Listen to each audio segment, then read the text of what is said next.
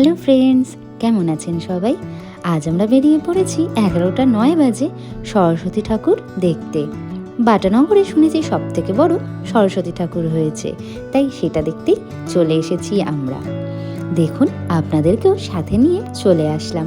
কেমন লাগছে অবশ্যই কিন্তু আমাকে জানাবেন একটু। ওখান থেকে এবার বেরিয়ে পড়লাম।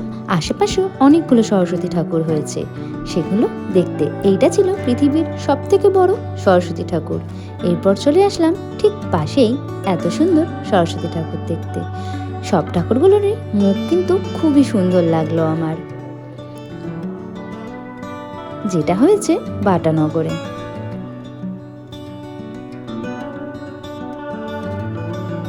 এটা হয়েছে আমাদের কলকাতার ঐতিহ্য।